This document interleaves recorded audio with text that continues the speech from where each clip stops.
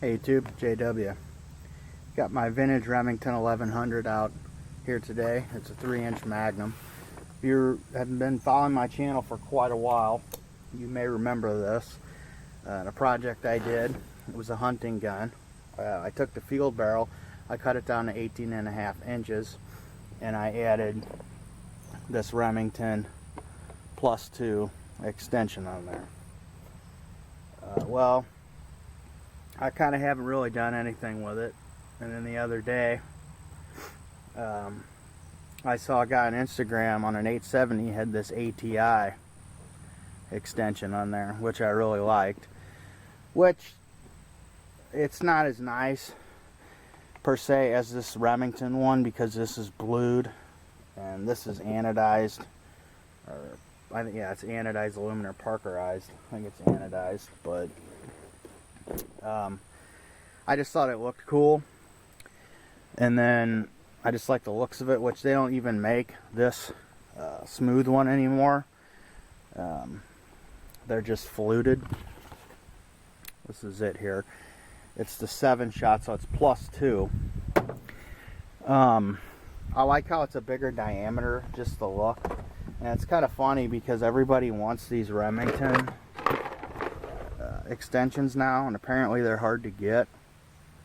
And people are asking me on my videos, where did you get this? I can't find it. It's like, well, the video was made in 2012, so that's probably why I had it. And this one came out flush with the end of that barrel, whereas this ATI is the same capacity, but it was a little bit short there. And this is the cap that came on it. It's just a cap, flat cap that's screwed on the end. And they do have different pieces you can put on the ends of these.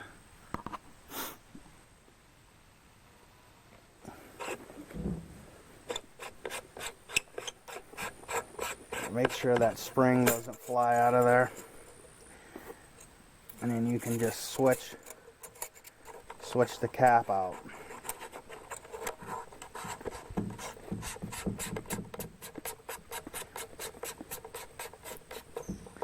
Alright, you can see there it kind of sticks out a little bit compared to the Remington. It's got this little bit of a thing there, and that takes it flush with an 18-inch barrel. The one that was on there was this and had a swing stud. And that brings me to another issue that I had with this Remington. Was this is the one that came with it, and it had a swing stud on the bottom, which is nice, but you know, these are actually made for the 870, but they're the same as the 1100. They'll screw right on, or the 1187 for that matter. And I couldn't get this to work. It just wouldn't work on this barrel. So I got this Takstar one, which worked really good, but it doesn't have the sling swivel on the bottom. So I wanted it to come out flush, so I went ahead and, you know, and they do have end caps here that have the swivel in the end like this, which would be ideal for mounting a sling. But, you know, I wanted it to be tactical, so, you know, and you notice that this is a little bit, this one is a little bit wider here on this crown, because the new fluted extensions from ATI are a little bit wider. That would be flush, I'm pretty sure, on that fluted model. So I wasn't sure if on their website if this was going to fit. So I called up ATI, and they were very nice, and they said they went back and got an old model and actually tested it out right there for me on the phone and said yes, indeed, the cap will fit. So I went ahead and ordered me the Standoff cap, which is, you know, for breach. It just looks cool, but it's for breaching and stuff like that. Plus, it brings it out butt flush. You know, it mounts the same way here. Has a ratcheting action. I've got it good and tight. So you can go back. I may put a picture in here of this on, or you can go back and watch the video of me shooting this with the Remington +2. It does the same thing, but it just looks a little bit different.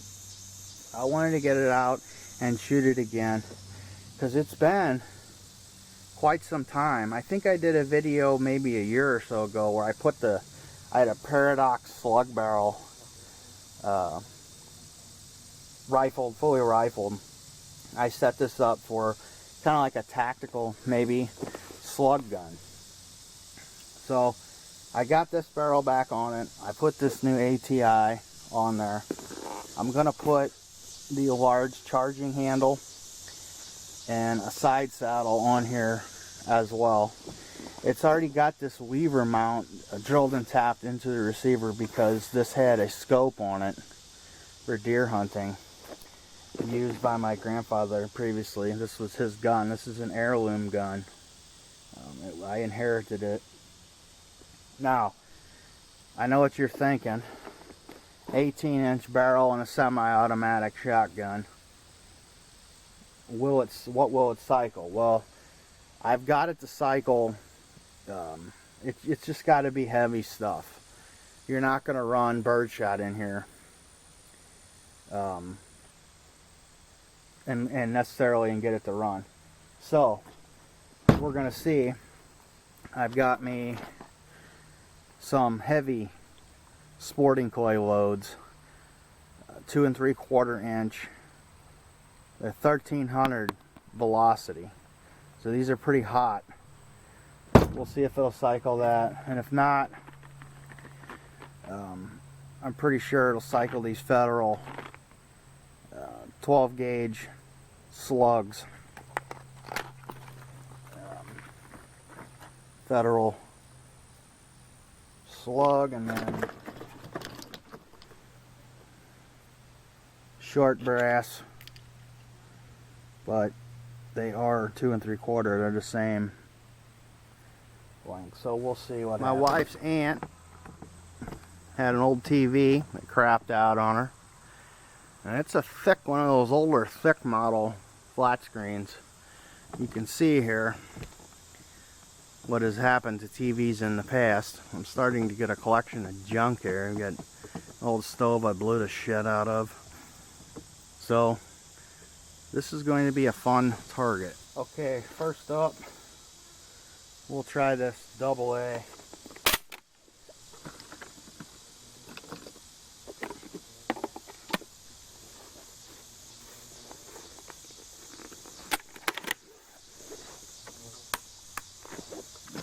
Sure she's unsafe.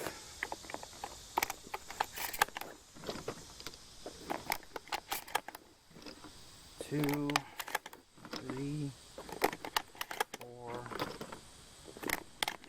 5,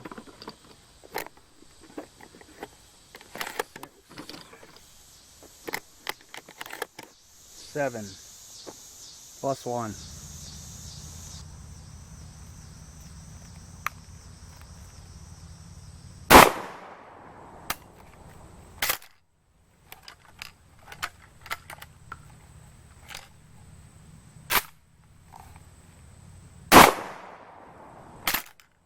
Nope.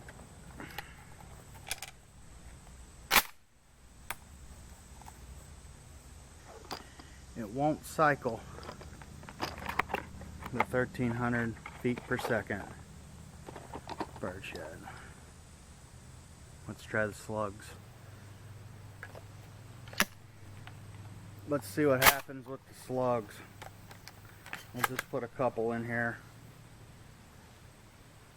See what it does.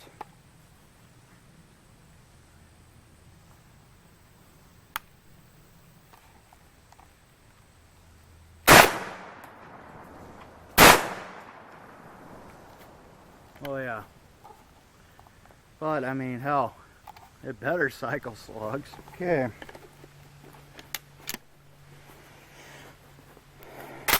Looks like we're gonna be running slugs in here. This short barrel with this gas system, it just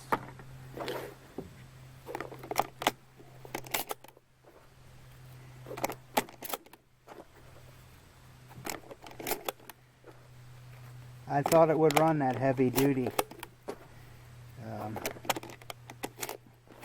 short brass, but I was wrong.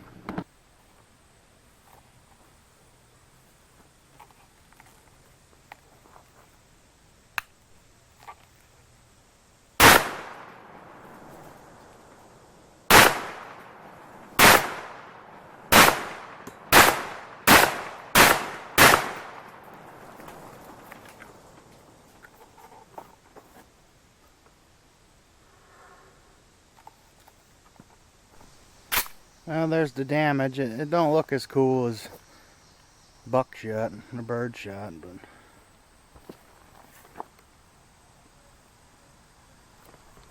let's see what the backside looks like.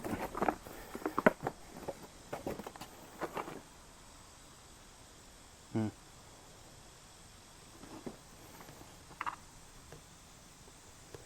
appreciate you guys watching today.